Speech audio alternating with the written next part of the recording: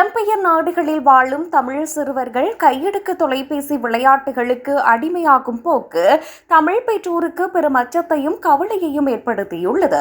இந்த நிலையில் கனடாவில் நேற்று முன்தினம் ஈழத்தமிழ் குடும்பம் ஒன்றில் இது தொடர்பில் துயர சம்பவம் பதிவாகியுள்ளது. டொரண்டோ ஸ்காப்ரோ பகுதியில் அடுக்குமாடி குடியிருப்பின் 12வது மாடியில் இருந்து 13 வயதான சிறுவன் ஒருவர் குத்தி உயிரை மாய்த்துள்ளார். வீட்டில் நண்பர்களுடன் கேம் விளையாடிக் கொண்டிருந்த நிலையில் சத்தத்தை குறைக்குமாறு தந்தை வலியுறுத்தியுள்ளார். இதன் காரணமாக ஏற்பட்ட அழுத்தம் காரணமாக குறித்த சிறுவன் விபரீத முடிவை எடுத்துள்ளதாக தெரிவிக்கப்படுகிறது. இந்த நிலையில் சம்பவம் தொடர்பில் யாழ்ப்பாணம் மல்லாகம் பகுதியைச் சேர்ந்த தாய் தந்தையிடம் போலீசார் விசாரணைகளை மேற்கொண்டு வருகின்றனர்.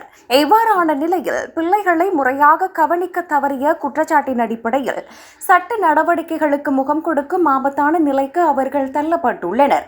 பெற்றோரின் அதிகப்படியான வேலைப்பளு, புலம்பெயர் நாடுகளின் கடுமையான காலநிலை மற்றும் வெளிப்புற விளையாட்டு மைதானங்களின் பற்றாக்குறை காரணமாக சிறுவர்கள் வீட்டுக்குள்ளேயே முடங்கும் நிலை ஏற்பட்டுள்ளது.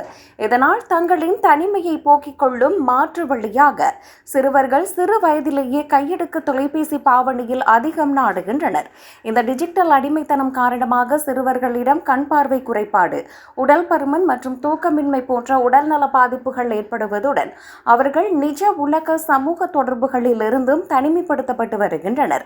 எல்லாவற்றுக்கும் மேலாக வீடியோ கேம்களில் மூழ்கியிருக்கும் இந்த அடுத்த தலைமுறை சிறுவர்கள் தங்களின் தாய்மொழியான தமிழ் மற்றும் கலாச்சார விழுமியங்களை முழுமையாக மறந்து போகும் அபாயமும் தோன்றியுள்ளது. இந்த நிலையற்ற மாற்றம் பெற்றோர் தங்களின் பிள்ளைகளுடன் தினமும் போதுமான நேரத்தை செலவிட வேண்டும் என்றும் வார இறுதி நாட்களில் அவர்களை கலை, இசை மற்றும் மைதான விளையாட்டுகளில் ஈடுபடுத்த முன்வர வேண்டும் என்றும் சமூக ஆர்வலர்கள் மற்றும் உளவியலாளர்கள் கோரிக்கை விடுத்துள்ளனர்.